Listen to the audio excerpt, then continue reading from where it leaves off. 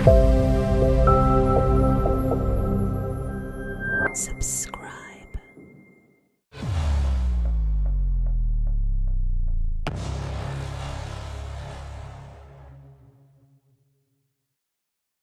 What brought you into this path?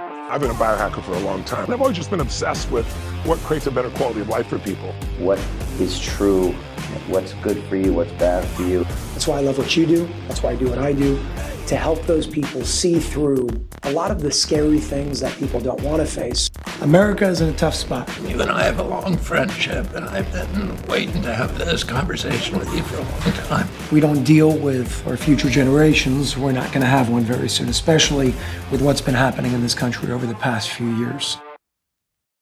Hello, Jason. Nice to see you. Great to see you again. Jason Shurka, and tell us a little about who you are at UNIFYD. First of all, I want to say thank you for having me and all the work that we've done together so far and everything that's coming. It's a pleasure and a privilege. Who am I is a long-winded answer. I am a human that loves people, that wants to see this world be a better place, that wants to see this world be a healthier place, and that wants to empower people and educate people, because right now, unfortunately, there are a lot of people that just don't know the truth of a lot of what's going on. And when they're faced with it, don't want to see it because it's uncomfortable. That's why I love what you do. That's why I do what I do, to help those people see through a lot of the scary things that people don't want to face, ultimately to get through that process, because the other side is a beautiful one. That's what I'm about. That's what UNIFYD's about. And we did a series called American Swiper. That was on a platform that, tell us more about your relationship with that platform. Yeah, so UNIFYD TV, I'm the founder of it. And when my COO, general manager, came to me and she said, listen, we got to do this thing. We want to support James. We love his work. She told me about the show. We were more than happy to help fund it. So that's American Swiper. It's actually one of the top rated shows on the platform now. It's doing absolutely amazing, thanks to you and the work that you're doing. And people are loving it, but they have a lot of questions. And you have a lot of answers to give on these questions, because people are watching and they're like, how the hell did he do this? You know, like, what is the process of which this actually happened? Which you did a Q&A, but we need more. More questions. And what are, in your view, the questions that people are asking? Just how do we do this undercover thing? Or how do you get to the people? How don't they know who you are? How, like, at this point, you know, there are all these crazy things going on with all the things that you're exposing, and your name is out there. And yet you're sitting in front of a guy sometimes with glasses on, he doesn't recognize you. Yeah. And it's either you're some sort of magician or they really, really lack social awareness on what's going on. These deep state guys in DC, these FBI agents, these Pentagon officials, White House officials, they just don't know the person. You're pretty smart guy. What's your answer to that question? Why do you think they just keep spilling the beans? You know, I'm not a religious man by any means, but I don't believe in God. I think I know God. There's something here that's making something work with some sort of divine order, regardless of what you want to attribute that to, with a name and a story and whatever it may be. And I think God has a very interesting way of making things work, and a very interesting way of getting the truth out there through using certain soldiers along the way, but conveniently getting people to either forget about something or not be aware of something in order to get that truth out. Because if there's one job of that divine form of unfolding, it's the truth always prevailing. So I think it's a combination of that from the spiritual perspective, which is how I see it, coupled with the fact that these people really aren't that into the world of what's really going on. They're stuck in their world. They're doing what they're doing. They don't look left. They don't look right. And that's our blessing, because that's the reason why you can get them to sit down and they have no idea who you are, even though your face is all over the internet. Yeah, it seems like they're so focused on their narrow area of expertise. They're not in the know of politics. They're not necessarily astute, but some of them are not. Well, the CIA guy in the episode on UNIFYD TV, he's no dummy. He works for the Central Intelligence Agency. He's in the Chinese Mission Center. Yeah. It's a very fascinating psychological and philosophical and perhaps spiritual question. He takes out his lanyard. I mean, this is what the episode on UNIFYD, we're showing behind the scenes footage that people haven't seen, where he at one point thinks the camera's in the bag, and the undercover lady goes to the bathroom to hide the camera, comes back, looks in the bag, and then proceeds to continue. I mean, this is just crazy. So tell us more about, you're the founder of UNIFYD, and just for people who don't even know what UNIFYD is, what is it? So I started it just to give the story, the mission behind it. I do not come from the media world at all. You and I spoke about this. I come from a real estate perspective. I come from a real estate business. That's our family business. That's what we do. It wasn't very fun for me. The money's good, but I wanted something that fulfilled me a little bit more. So I started reading a lot, and then I realized, a lot of people are lazy, and instead of reading, they prefer watching something. How did you come to that realization? Because I was lazy. And then I started seeing other people, and I'm like, you know what? I can empathize and sympathize with you, because it's much easier to watch something for an hour and a half as a form of entertainment that's also education, as opposed to sitting down and reading 200 pages. And it's just where we're at right now because of the world. We're not 30, 40, 50 years ago. We don't have, newspapers that often anymore with the Wall Street Journal. It's all digital. There are a lot of videos. So in that world, we have to evolve. We have to adapt. I think media, just like the media brainwashed and destroyed humanity, if it has the potential to do that, it has the potential to do the opposite. We just need to redirect the way that we're using media. So how is UNIFYD going to distinguish itself from all other forms of media? Well, it's been doing that for 3 years now. And it's a matter of educating people through all different aspects, anywhere from exposing certain things in big pharma on a factual basis, right? What can we actually see in black and white? How can we connect the dots? Now, my personal inspiration, which comes from my father, by the way, is health. I like seeing a world of healthier people because I saw growing up what was possible in the world where people feel you're helpless and hopeless, take this pill and that's your only resort. But that's not true. So I come from this place of, I want people to be healthier emotionally, mentally, physically, spiritually. That was my focus. But we've expanded ever since, right? So we go into education on all fronts, exposing a lot of what's going on, going into, the whole JFK assassination. Everything that just came out recently, we had in depth, in detail, factually on a series from months ago that was put out. And when we promoted it after those documents came out just the other day, people were looking and they're like, how'd you make a documentary so fast? We said, we did it. We put it out 6 months ago because all of this has been out. It just wasn't put out in the way that it was now. The documents have been out. Correct. Was there anything in those latest launch of documents that interest you? Or was it all out there before? I don't see a lot of things that were new to me. It's a lot of things that if you didn't have in black and white, it was very obvious. And that's a lot of the things that we have in our show called Exposed. And there's a 3-part series called Exposed, all about the JFK assassination. And without giving away perhaps everything, what is the plot or hypotheses in Exposed regarding the JFK assassination?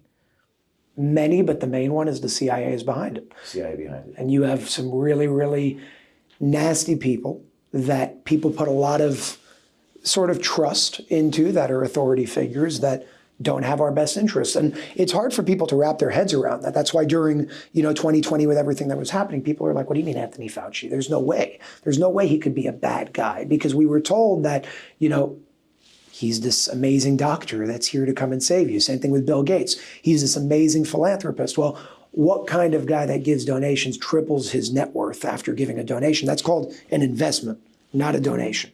Two different things. Well, so with Fauci, it seems like, and I read The Real Anthony Fauci by RFK Jr., and I was thinking, why is this guy so charismatic? Like, why is he so successful? Like, there was the AIDS thing in the 80s, which some people say he faked a trial or something like that. I think I read that in that book. Why has he been so successful in his life? Just a side question, but curious. So I'm going to go back to the philosophy for a second, because I like looking at the fundamentals of everything. And this is a lesson for everybody to take, not just from him, but for everybody. The people that we call the worst people in the world today, where we learn certain things about them, they were empowered because of us, meaning they are a reflection of us. We allowed for that to happen. When I say we, I mean the collective of we the people as human beings. Mm-hmm. And I'll give you a perfect and very extreme example. Hitler. And I come from a Jewish family. I have people very close to me that are Holocaust survivors. Hitler was not the problem. The problem was the people that empowered Hitler and allowed him to do what he did, meaning he was the expression of a consciousness at the time, and the expression of that consciousness came through what we call Adolf Hitler. But he was the effect, not the cause. The cause is, where are we at as human beings? So people like Bill Gates being put on a pedestal, not so much anymore, Anthony Fauci, all these people with the things that they've done, not only are they successful, they were looked at saviors. And the only reason why was because we don't have the proper awareness on a collective level to see through certain illusions that they were bringing forth. Unfortunately, some of the most successful people today when it comes to financial success are some of the worst people in the world. Is that getting worse or better in the last 5, 10, 20 years, in your opinion? I think over the past 5 years, it's definitely getting better. I think it will continue to get better, but I believe it seems like it's getting worse. And the reason why is no different than when you fast. If you have garbage and toxicity in your body, and it's been sitting there for 5 years doing damage to your body, and you say, you know what, I'm going to go on a fast, I'm going to do a detox. During that detox, you're going to feel the worst you've ever felt because the garbage is coming out. It's coming to the surface. It's showing itself. But you know that you're going through a detox. You have to experience it in order for it to leave completely. I think that's the phase that we're in now. This is the age-old question. Is it always been this bad, or do we just know about it more? Like when Kennedy was president, everyone was having affairs, and the head of the Washington Post, I don't know if it was Bill Bradley or someone like that, was friends with him, so they protected him. It's always been, has it always been this bad? We just didn't know about it, and you're saying we're just seeing it. Is that what it is? Julius Caesar was a pedophile. Known fact. It was an honor for your 8-year-old son to be able to be called by Julius Caesar to sleep with him. It's a sick world, but it was accepted back then. So things like pedophilia, for example, that's nothing new. It's been around for centuries and millennia.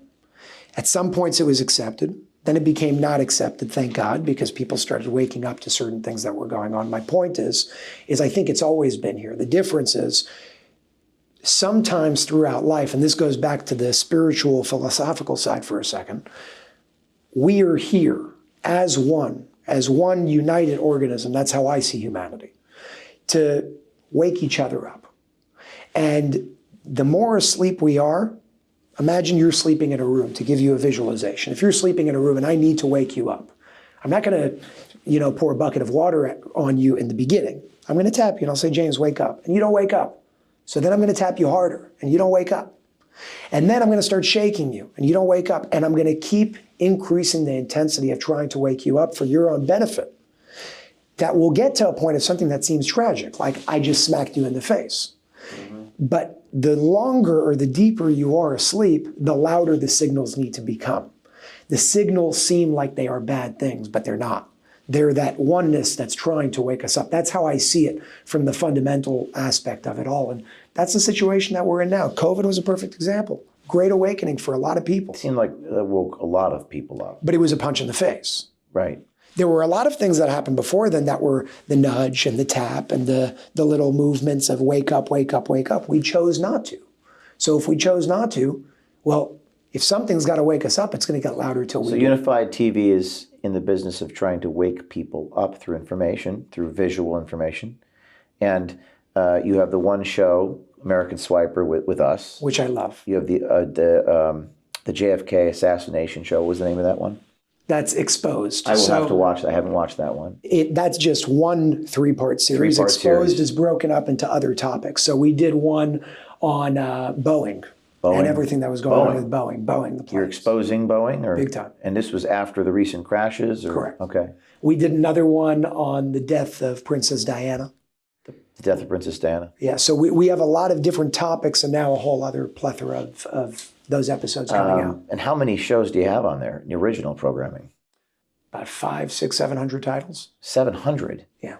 So, I mean, this is, and it's kind of like the user interface is like Netflix. You log in, you're a subscriber. Same idea. 700 titles. Now take Netflix. Yeah. Netflix, you see in their programming what they do, right? I was watching a show on Netflix During COVID, suddenly they started wearing masks in the show. It's programming. They're trying to take you over and make not normal things normal. And it really does work. They use things that have 250, 300 million subscribers to program the masses, and it works. Now, if we can program them in a negative way, then we can also program in a positive way. How do they program? How does Netflix do that? You know, they make a princess a trans man. I see. Subliminal things of this nature. That's a kid. Like, why are you doing that?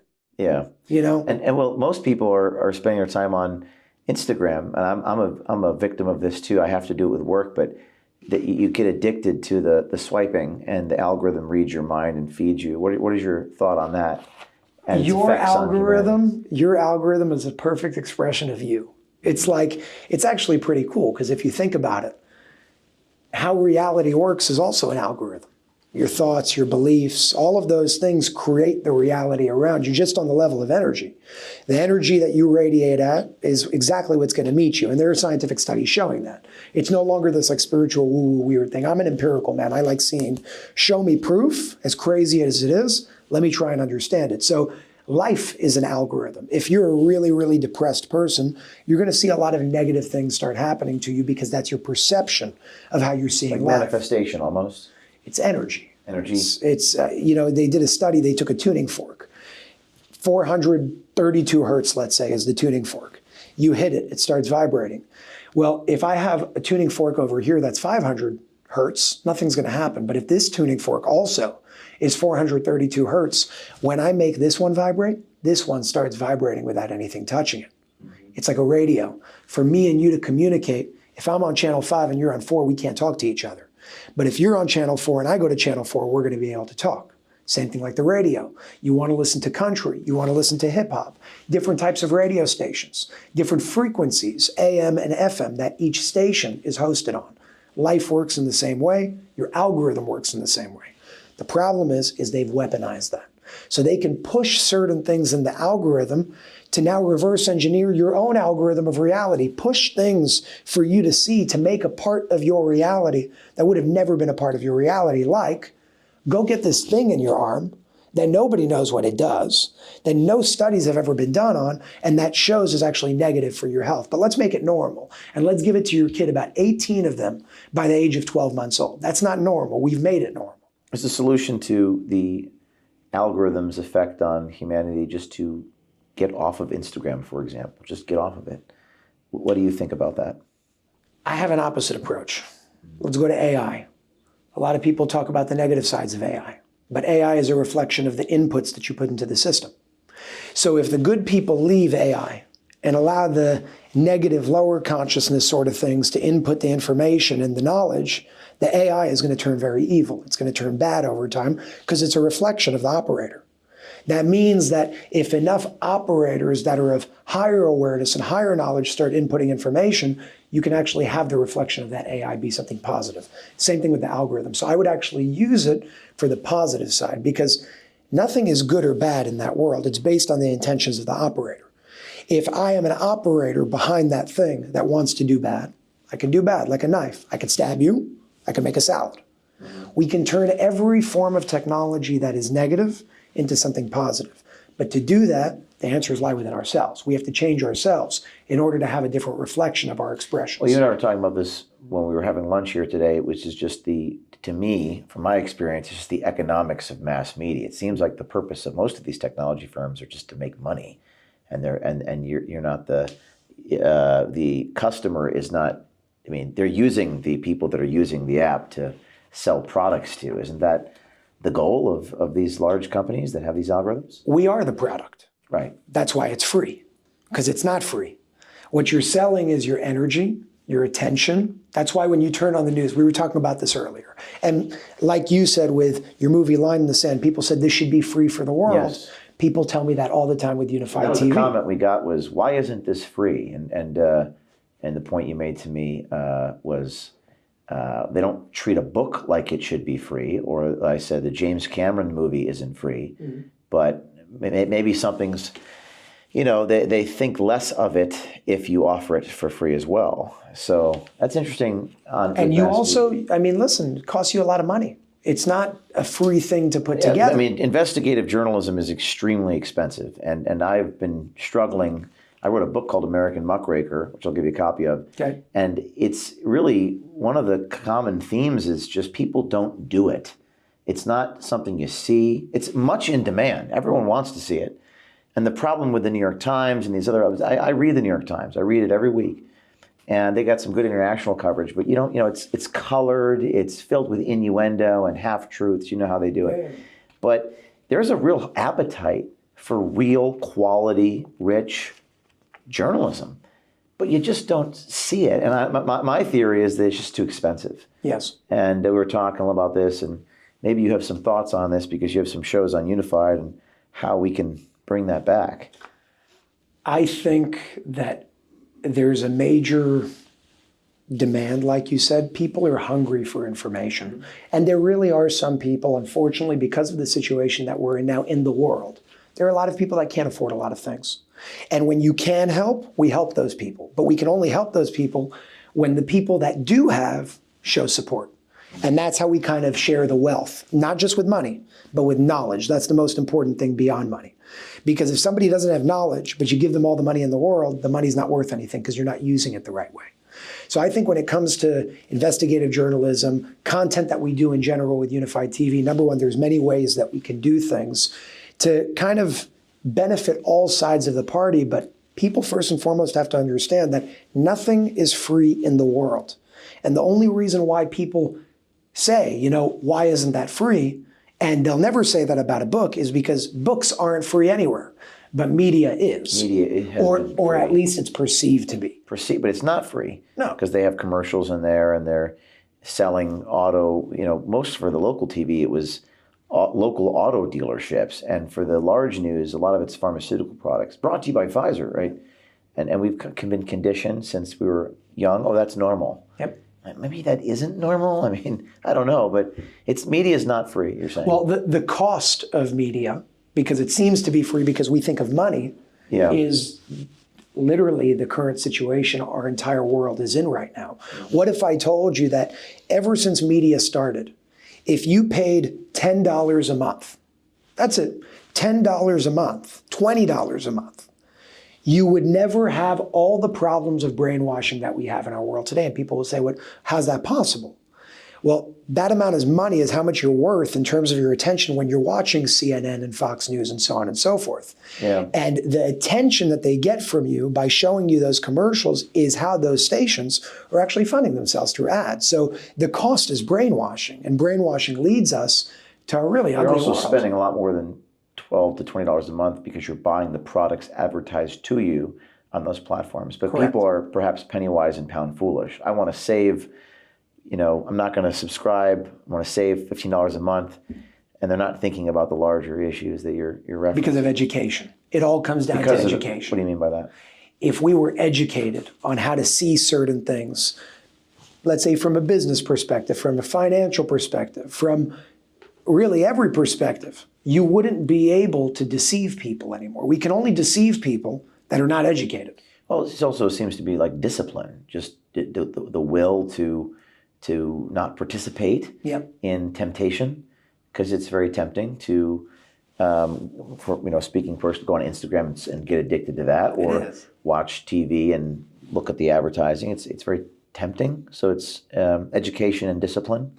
They have experts hired just for the psychological aspect of it. They spend billions of dollars just in the psychology of how to build those algorithms to take over your mind, because your attention is the currency that they're looking for. And the longer you're going to scroll, the more money they make, because the more ads you see. And the more ads you see, the more impressions you do, the more advertisers The more spend. products you buy. Very simple. But journalism, this all goes back to why I'm interviewing you here, and in our makeshift. This is the West Palm Beach office of headquarters of OMG, which we're building out. We're in the process, so we're in a kind of a corner here doing this, but we will be in a studio soon.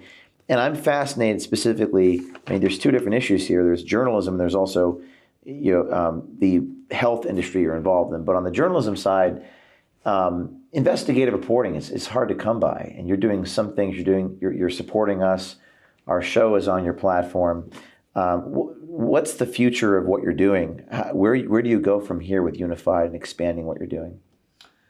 On the TV side, because we have real two functions to it. Like you said, we have the journalism, we have the TV aspect of it, the educational aspect of it, and then we have the more on-the-ground aspect of let's offer solutions. We can show the problems. Let's offer solutions specifically when it comes to health and wellness, which is something else called unified healing. So with TV, expanding it into a form of, call it programming, like logistically, not in terms of the intention behind it, but you turn something on, there's always something going on. And they have many platforms like that, but they're not showing you the proper things. Now, to do that, you need a lot of content, otherwise it's going to be on loop every month. So that's what we're working on building right now. But my goal with UNIFYD TV is not only to have it for a place for people like me and you, other adults around the world that want to see something from a serious perspective, we want to branch into movies as well. Movies that are entertaining, but also educational. So it sends a very powerful message through the things that you're used to doing all the time, like watching a movie after work when you had a long day. So it's not like a job that you need to do. It's something that's fun that you're also learning from and being educated on along the way. And one thing that is not anywhere in the works right now, but it's something that I really do have an intention to do, is certain programs for kids. Mm-hmm. So imagine 5-year-old, 6-year-old, 7-year-old is able to watch certain things that can teach them about not just Roy G. Biv, red, orange, yellow, green, blue, indigo, violet, but understanding how each of those colors actually operate and integrate with the body. How you can use certain colors to heal certain aspects of the body. How to deal with trauma and how to process trauma when it occurs in the moment that it occurs. Because if you do that, you're not going to have trapped energies in your body. And when you do have trapped energies in your body, it leads to not only emotional ailments, but physical ailments down the line that manifest. What age children are you? Like literally 5, 6, 7, 8. 5, 6. And is there anyone else doing this right now? No. No one's doing this. Not in the way that I want to. There's a lot of children programs, teaching basic stuff. I mean, I see some people trying to, on the conservative movement, trying to do coloring books and programs for kids, perhaps more in a political way. You're talking more in a... I'm talking bringing this to the entire world in a very mainstream way, but talking about things that matter. Teaching them lessons early on in life that they can take with them, because not everybody has the best family. Not everybody has a mother and father that even knows these things because they weren't taught. So if we could teach them from a young age, you're not going to be dealing with a generation that gets older and suddenly doesn't know what's going on. This might be a little bit outside of what you're doing, but is it the lack of a nuclear family or lack of a father figure? Why are things more broken these days, in your opinion? It's a large question, but it seems to me that would be my theory, that there just aren't father figures as much these days. Yeah, but we got to ask, why aren't there father figures? Right? So that's still an effect. Every effect has a cause, but every cause came from an effect. Perhaps social media and some of that. Listen, it's multifaceted, but one thing that I would definitely double down on, the food that we eat is no longer real. It's toxic. It's gotten worse. It's poison. And when I give you chemicals from a young age, it changes your makeup. It changes your interests. It changes your hormones. Your hormones will change your emotions. Your emotions change your life. So, before 1980, there weren't really kids being injected with anything when they were getting old, when they were born. And today we're up to like 86 of them. So we have all these different things that change from that to food to water with chlorine and fluoride in your water that people say is natural, but it's not a natural form. It's hard to know, what is true, what's good for you, what's bad for you. And you've interviewed Bobby Kennedy. Yeah. And he's now the head of the HHS. And what do you think of the whole MAHA movement? This is the best thing, in my opinion, that could have happened to us. I'd like to see things move faster. I think we can always be better. I've spoken to Bobby many times about a lot of the things that we're doing just recently as well. One of the ways, because the movement's amazing, but I always ask, how can I make it better? How can I bring more value to it?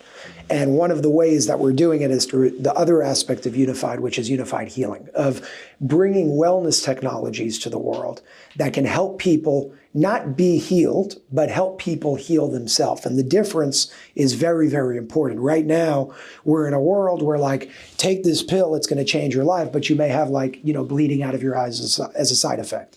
And it's all this nonsense of what's going on. But the problem is that we've been programmed to think that there's something outside of us that's going to save you. Take this pill, it's your savior. Nothing else is going to help you.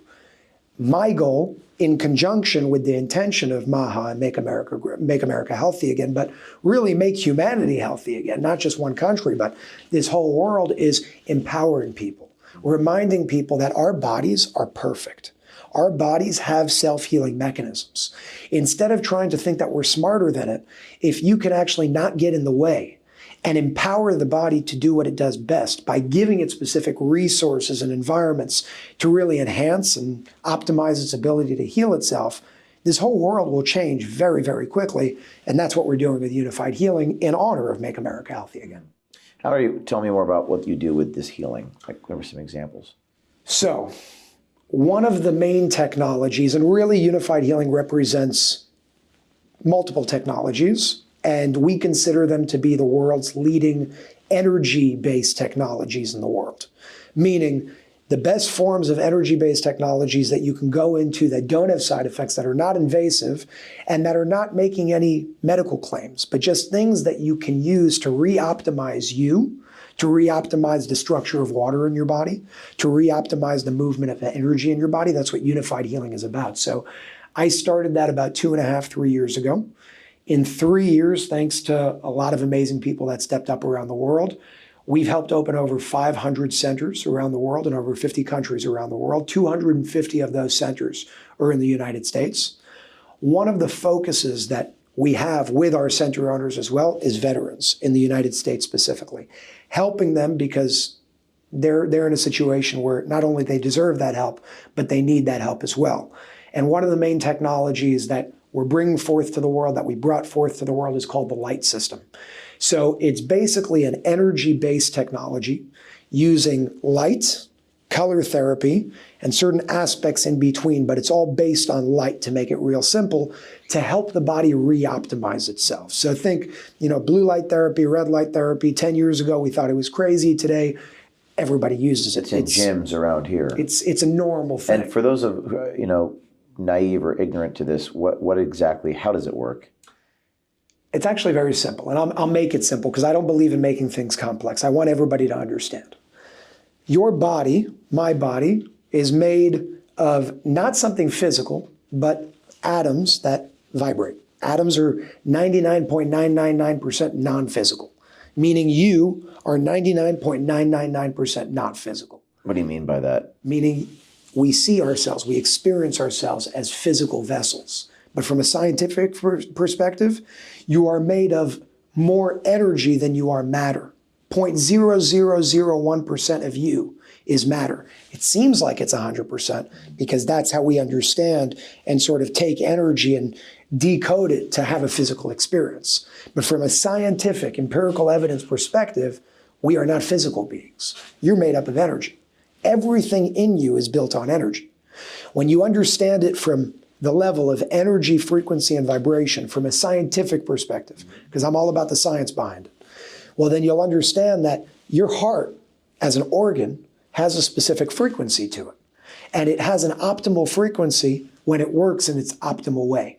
Your liver has a specific frequency to it. So if we can bring the proper frequencies to the proper aspects of your body, it will help take imbalanced organs, which are imbalanced because the energy isn't optimized. And why isn't the energy optimized? Because we're eating garbage, drinking garbage. So it's the food. It's the food, it's your thoughts, it's the stress, it's the world, it's everything around us. Nothing about what we do in the world today is natural. And when did that change?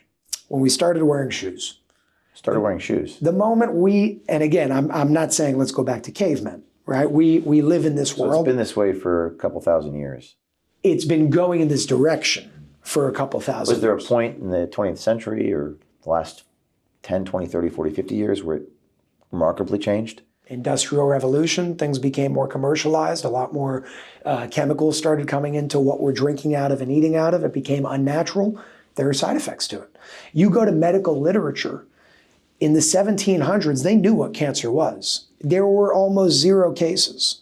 Today, it's like 40%. Is there something, like for example, seed oils? Are people focusing on that? Is there something like that was particularly egregious in the last 20, 30, 40 years? Did something change? Because they didn't used to use those, I think, right?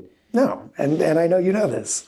I'm learning. I don't know a lot, but Bobby Kennedy speaks about this a lot as well. Seed oils, again, they're not natural, but they're in everything. Let's put it this way. I didn't know about this 5 years ago. I don't think anyone was talking about this 10 years ago. So my advantage in that world was, for whatever reason, I was born and raised vegan, vegetarian. The reason why was because my father was going through his own health crisis when he was 30-something.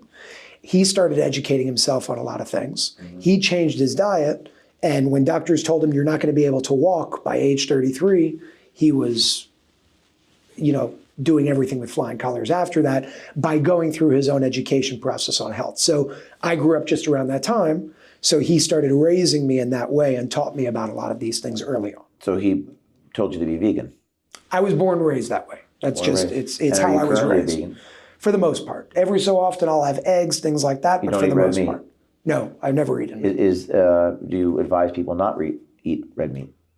Well, red specifically has its own thing. Steak? No, I don't have anything against meat. I think you can live a very, very healthy life. I think everybody has a different composition to their body based on your ancestry and your lineage.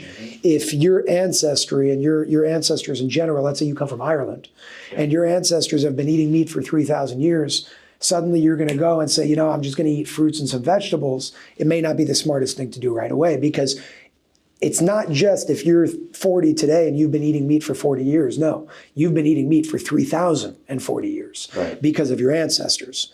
I do believe that if you just go based on logic, in the early times, at some point, we must have only eaten fruits and vegetables. Right. And the reason why is because everybody lived near the equator. We have thumbs, there are fruit trees, you eat it, you live next to water. It's the easiest and stress-free way to live. And it also has the highest level of energy. So if you look at an apple versus a steak, not that I have anything against steak, but factually, an apple is made of like 97% water and 3% matter. A steak, on the other hand, is 70% water and 30% matter. It's a lot more physical.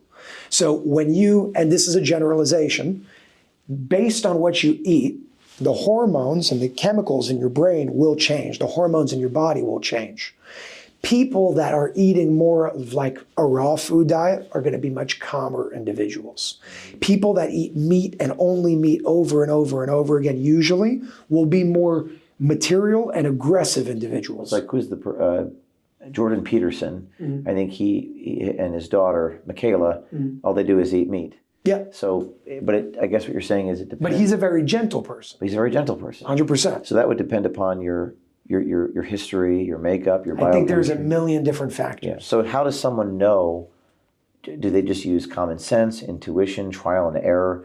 How do you know what's good for you? There are certain doctors that will test your blood. Certain blood types will show you what is good for you, what's not good for you. Now, I'm not an expert on that at all. What I would always say, it's not medical advice, but what I always say is you trust your body.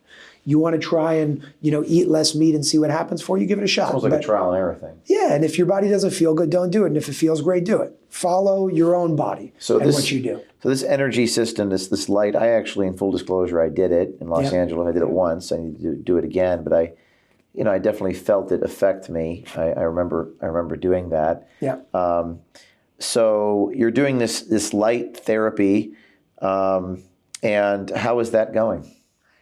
It's going phenomenal. What I love the most about it is what people actually see in terms of the outcomes of it. Now, this technology has been around for a long time. It's been around for 30, 40 years. I came into the mix 3 years ago and helped boost it up and bring it out to the world, and now we're doing that on an even higher level. My goal ultimately is how many people can we help and how many stories can we see shared? And we're seeing people, and really people can go to the website and see it themselves in terms of what people have to say. What's the website? thelightsystems.com, and UNIFYDhealing.com is where people can go and find a center near them. But what I always say is look at people's experiences. Go to the actual center nearest to you and experience it yourself, because it can't hurt you. Definitely can't hurt you. It can only help. The question is to what degree. I've seen people with Their vision, reverse. Their hair, grow. Every ailment under the sun. I've heard of people sharing incredible, incredible stories regarding them. Even children that were autistic and nonverbal suddenly be able to start speaking again. And it's not a miracle. The technology works in very basic ways. On our website, on thelightsystems.com, there's an educational handbook so people can read it and understand, because I don't want it to be this like secret of like, ooh, it's this miraculous thing. Everybody should understand how this works. It works based on understanding energy, frequency, and vibration. It works based on understanding the fact that you're made of water, 70% water. And when we structure the water in your body, and that's what this technology does, energy moves in a much more coherent way. And when energy moves, you don't have what's called a dis-ease of energy, because that's what dis-ease is. Disease is when energy, dis-ease. There's ease and there's dis-ease. Yeah. Dis-ease is when energy gets stuck in the body. The light system is helping energy move, and the Unified Healing Centers are where you can experience that and many other technologies around the world as well. What I'd like to do is talk a little about you. How old are you? 27. So you're a very young man, yeah. And most people don't do global healing and start a TV platform that's akin to Netflix for the unenlightened masses. What made you this way? Your father? Yes. My father and my mother. I was blessed with the most amazing family in the world. My father came from nothing, really nothing back in Israel. He came here when he was 16. So he was born in Israel? Yeah. Came here when he was 16. And your mother, where is she from? She kind of lived all over the place growing up, but she was born in Seattle. And her father was a businessman. He passed away when she was 14 or 15. Mm-hmm. And she started having to support her mother and all that. So she grew up very quick. And my mom is one hell of a person. The woman's just legendary. She's a beast of a woman. And my father, unfortunately, a few weeks ago, he passed away. But the man is something that I will forever live in his honor and do things in his honor, because not only he was an amazing businessman, the man is just one of the strongest men I've ever met in my life, and an honorable person. What did he pass away from? It was an infection that completely grew out of proportion very, very quickly. One thing led to another, couldn't breathe. So this must be a very hard time for you, because you were very close with your father. The most difficult. And your father, what made him, he was just a very driven man? What was it about him? You know, he's one of 4 siblings. Grew up with nothing, saw his parents have nothing, came here when he was very young. His older brother was already here as a taxi driver. One thing led to another, right place, right time in East New York and the Bronx. Properties were worth almost nothing back then. They were able to accumulate properties in a short period of time because landlords just didn't want them because the amount of crime, and there were so many robberies and thefts. How old was your father when he passed away? 62. 62. Very young. So he's born in Israel, real estate in New York. Yeah. And this man led you to the man that you are. 100%. Him and my mom together. They're caring people, but they're very, very, very intense. And there is no losing. There is no failure. You're going to do something. You're not just going to do it well. You're going to be the best in the world when you do it. How do you go from real estate to energy and medicine and healing? I was always interested in the energy, health, wellness, healing, all those things, because my father, as he was a businessman, his passion, because of his early experiences when he was alive, was he was just so educated on the topics of health. People would come to him as a friend. Can you read my blood test? Can you help me get a better script to check better aspects of my blood test? Because many doctors don't know what they're doing. And he would sit down with them and give all his time for hours every single day because he had the time and the resources to do it. And I saw that growing up every day. Every single day when I was growing up, there was somebody coming into the house. They're going to be dead in 2 months, 3 months, 4 months, a week, whatever it is. And they would always come to him because he would help a friend here, word would spread. So I saw what he was doing. He taught me a lot growing up. My mom taught me a lot growing up. They started working together as a team to help people. And I'm sitting here saying, I want to do this. This is so much more fulfilling than buying and selling a Whole Foods, or building a Costco. It's great money, but we have it already. So let's do something good. If I'm already here, I don't believe any of us as human beings come here to eat, sleep, have sex, work, and that's it. We come here to help. Well, it seems like a lot of people are afraid to reach or self-actualize. It seems like fear drives a lot of people away from doing this sort of thing that you're doing, right? Yeah. Do you agree or disagree, or what is the reason why most people don't? I mean, you took this opportunity to pursue. People are afraid of failure, perhaps, or what is it? I think it's also based on how they grew up. You know, if you have a father or a lineage that hasn't done a lot of great things or big accomplishments for a period of time, it's going to be much harder. It's not impossible, but it's much harder for that person as an individual to break through because they're coming from the energy of those past generations. The energy. The energy. What do you mean by the energy of the past generation? Meaning you take your dad. Let's say your father's an alcoholic. Your chances of being an alcoholic are much higher. It's within him. It was something that was never solved. Is that because of your thoughts about it? Well, it's a science. It's called epigenetics. Let's say you as a kid, not you, somebody else was a drug addict. Yeah. And you went through your own process of dealing with that and overcoming it, and you really solved that, the chances of your child going and becoming a drug addict is much, much lower than if you didn't solve that within yourself. So it's not just your genetics, it's also the environment and the energy of the environment that you're in, which, by the way, connects directly to the technology, the light system. It's creating a coherent environment for your body to synchronize with. So statistically, factually, people that live closer to cell phone towers have higher rates of cancer. Statistics, it is what it is. The reason why isn't because the cell phone tower is evil.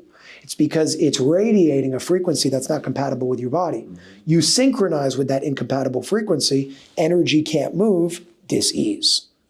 So what the technology is doing, what I'm trying to do in all the work that I do is how do we create more coherent environments, starting with beliefs, words, thoughts, emotions, leading to everything else, in order to create an environment that you do want to synchronize with, as opposed to an environment that you don't. Well, the first step is, they say in Alcoholics Anonymous, is identifying you have a problem. So yes. Getting people to understand that this is even an issue. But one of the biggest problems with AA is, and I spoke about this in a big event I did about a year ago in Orlando, they say, and they encourage people to identify with it, but they never get rid of the identity. So and that's a big problem. I've spoken to people, they say, you know, I did AA, I'm 365 days sober. And I'm like, okay, so you're still an addict.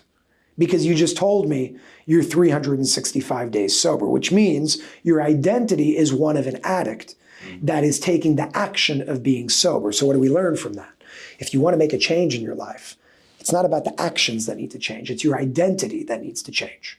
So when you want to stop smoking and somebody comes and says, you want a cigarette, you don't say, no, I'm trying to quit. You say, no, I'm not a smoker.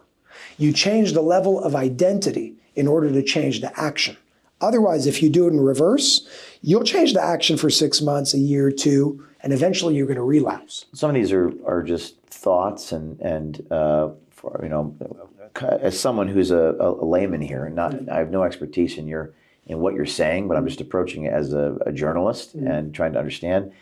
To me, it's how you perceive yourself, what you say to yourself, negative prayer, just changing your attitude, perhaps. I mean, 100%. As a kid, my father he's a very good man, a very driven man, very hardworking man, and his father was a very hardworking man, one of 10 Irish Catholic children in upstate New York.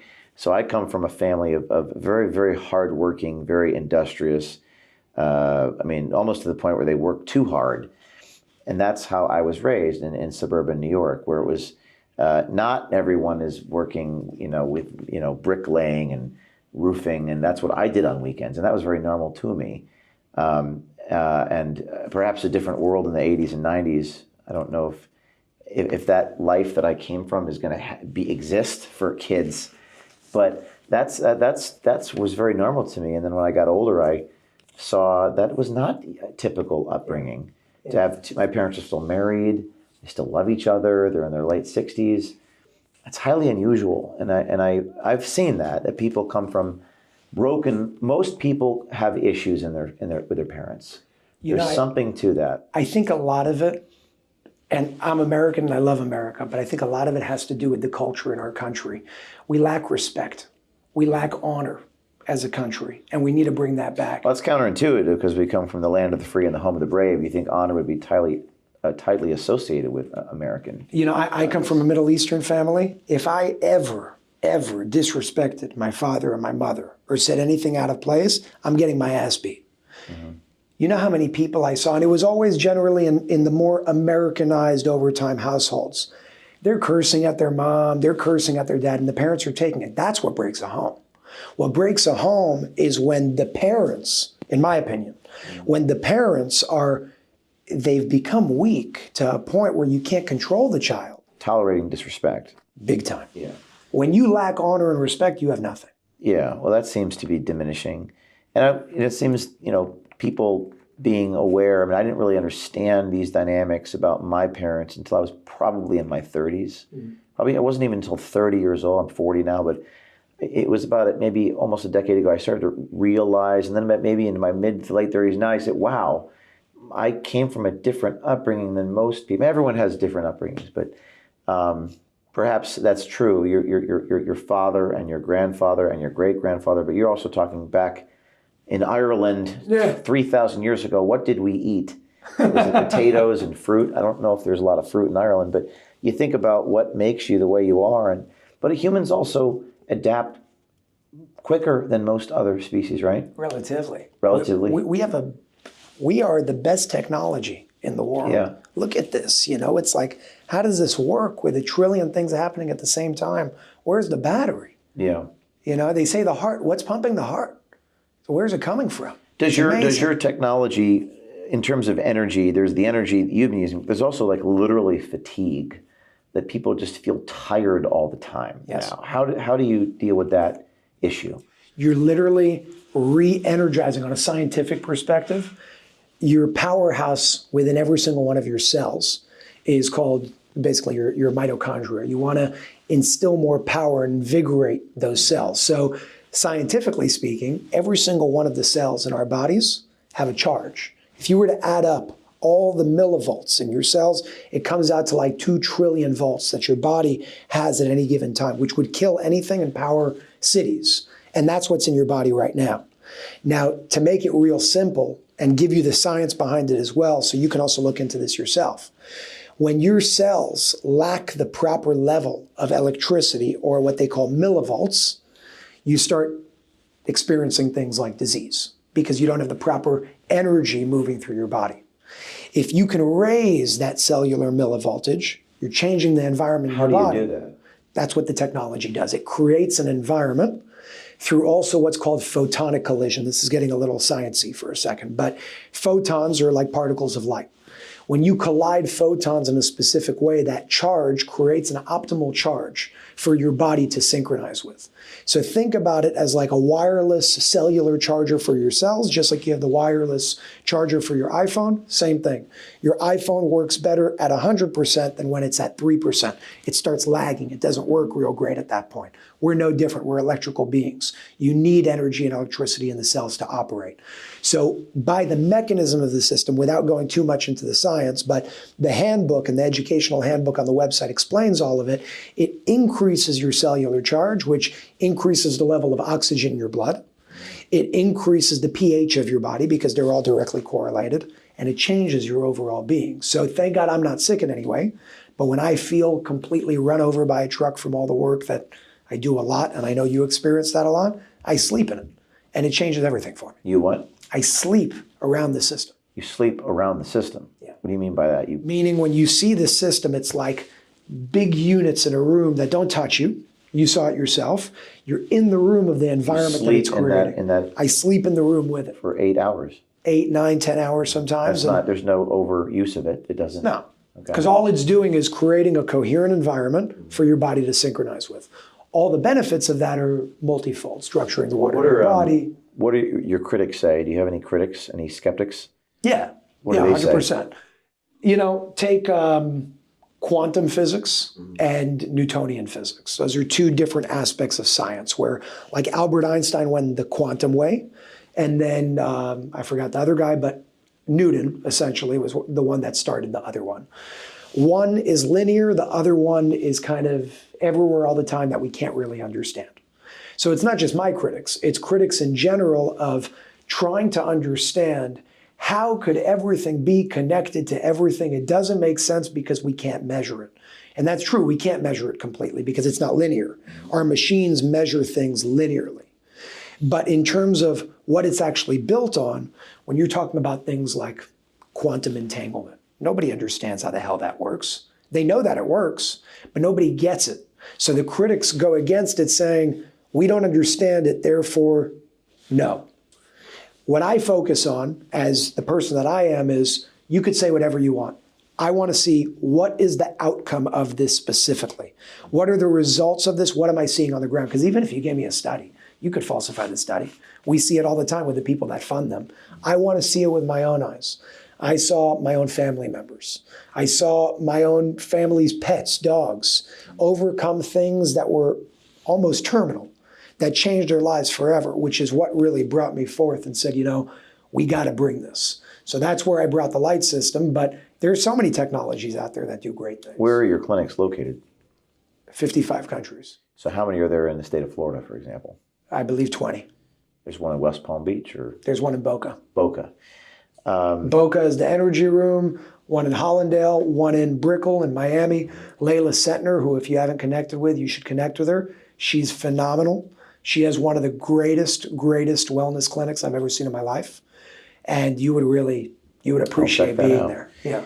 Why do you think mainstream medicine resists this? And why is there such opposition in legacy media?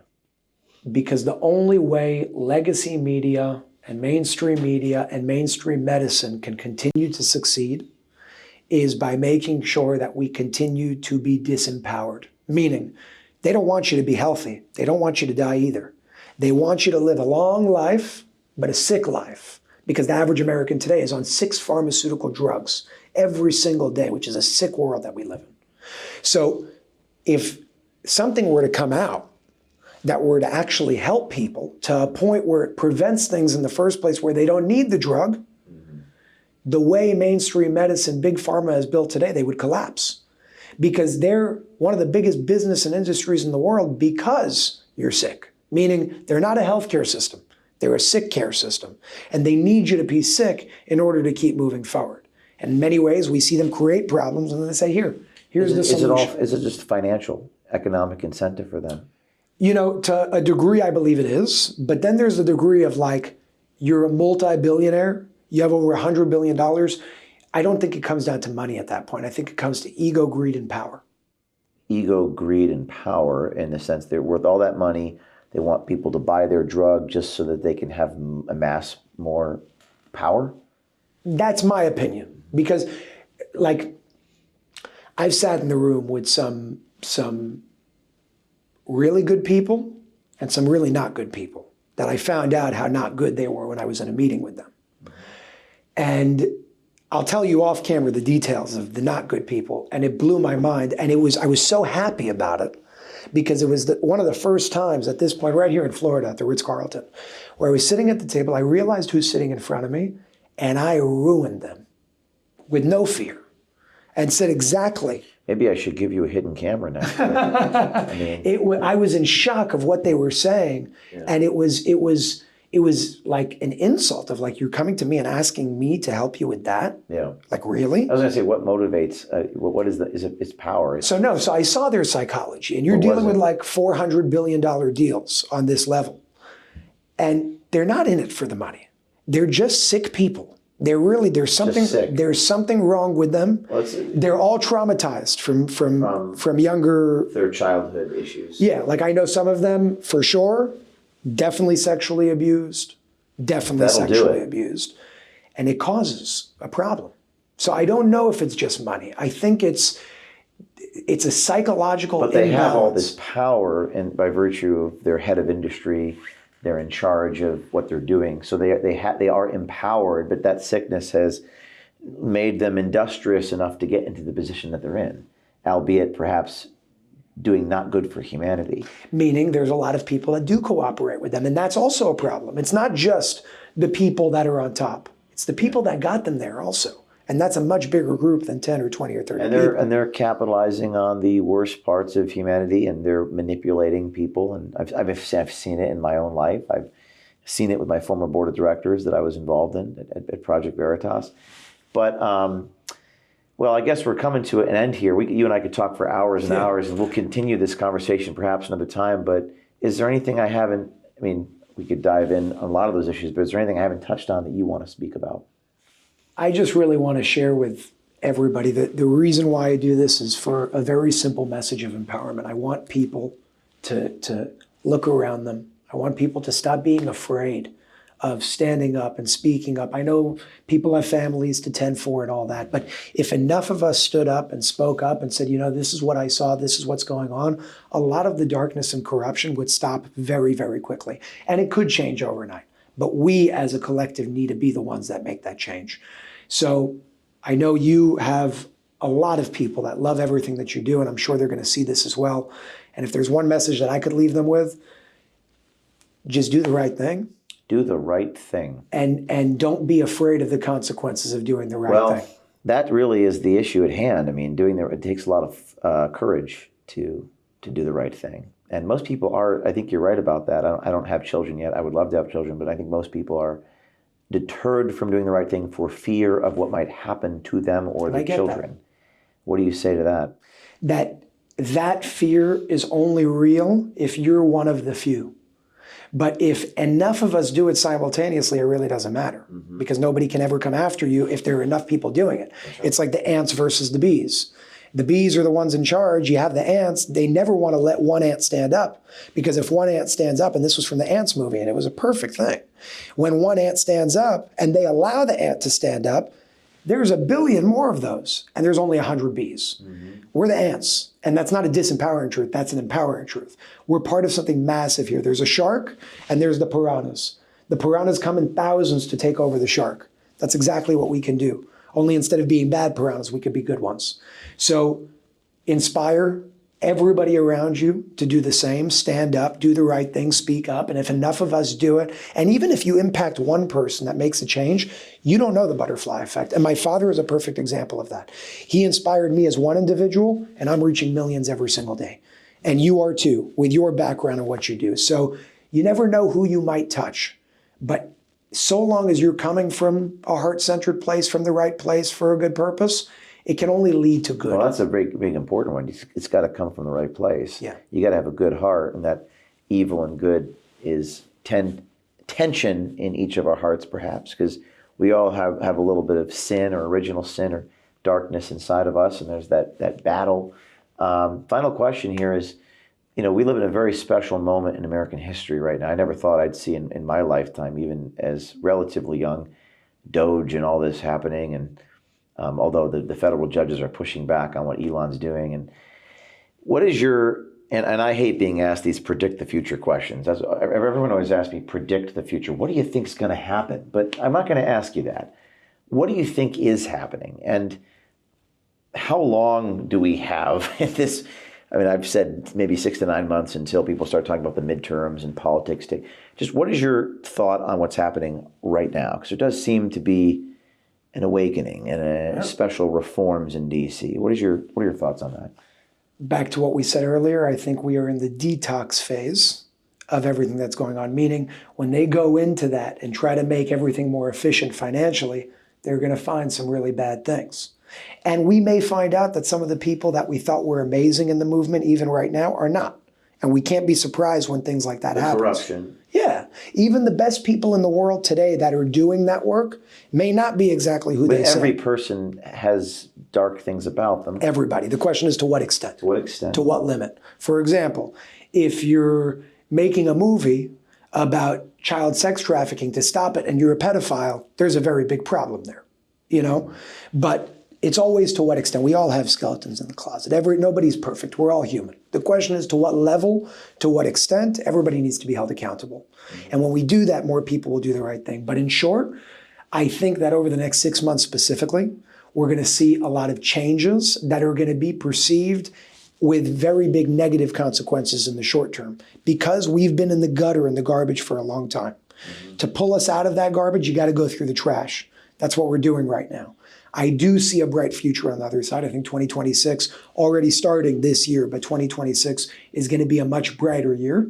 The question is, and my question is, not even from a political standpoint, but will Trump make it to the end of his term? Mm-hmm. That's a very big question. And if he does, I do believe that at that point, and I'm sure it will be in terms of, Democrat, Republican, and all that, I want to see a world where we really do have an independent party and we really do merge all the good from all sides and make a different one. I don't think that's going to happen on the next term, so I do believe that the one succeeding him will probably be J.D. Vance. But that's if Trump makes it through. 4 years is a long time in American politics. It's a long time when everybody's trying to kill you. Well, that's true too. It's been 4 years since the pandemic, and well stated. And we'll see what happens. And I'd like an intro on a positive ending here. I'd like an introduction to that individual. What was the name of the person in? Layla. Layla. So I want to bring you to her wellness center. She's on our network with UNIFYD Healing, one of the 500. She's incredible. Her and her husband do a lot of philanthropic work. Miami? Yeah. I would love to an introduction. So yeah. And they actually have a school called the Cellular Academy that does everything that I want to do virtually, but in a physical school on the ground. In a school. In a school. I'll take you all around. You'll love it. All right, Jason. Well, thank you very much. Thanks for stopping by. Thank you very much, man. Appreciate it. Appreciate it.